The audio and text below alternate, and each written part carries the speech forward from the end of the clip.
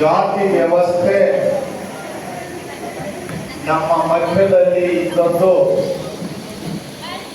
ಅದು ಮಾನವೀಯ ಸಂಬಂಧಗಳನ್ನೆಲ್ಲ ನಾಶ ಮಾಡತಕ್ಕಂತಹ ವಿಚಾರ ನಿಮಗೆಲ್ಲ ಗೊತ್ತಿರತಕ್ಕಂಥ ಸಂಗತಿಗೆ.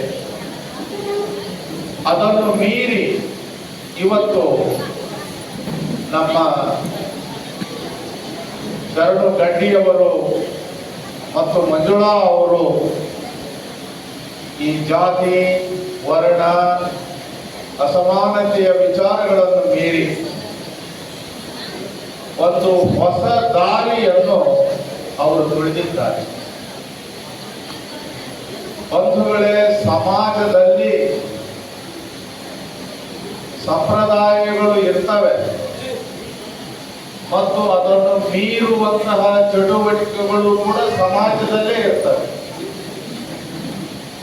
ಅಕ್ಕಿ ಕಾಳು ಹಾಕ್ತಕ್ಕಂಥ ಪದ್ಧತಿ ಇದೆ, ಸಂಪ್ರದಾಯ ಇದೆ.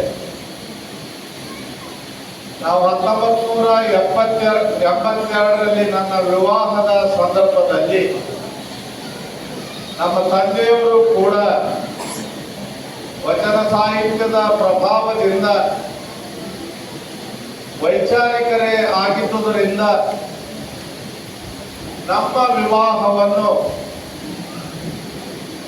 ಒಂದು ಧಾರ್ಮಿಕ ವಿಧಿವಿಧಾನಗಳಿಲ್ಲದೆ ಕೆಲವು ವಚನಗಳನ್ನು ಸಿದ್ದರಾಮ್ ಗಂಬಲ್ದಿನ್ನಿ ಅವರು ಹಾಡುವುದರ ಮೂಲಕ ಹಿರಿಯ ಸಾಹಿತಿಗಳಾದ ಶಾಂತರಸ ಮತ್ತು ಲಿಂಗಣ್ಣ ಸತ್ಯಪೇಟೆಯವರ ನೇತೃತ್ವದಲ್ಲಿ ಒಂದು ಪ್ರತಿಜ್ಞಾ ವಿಧಿಯನ್ನು ಬೋಧಿಸಿ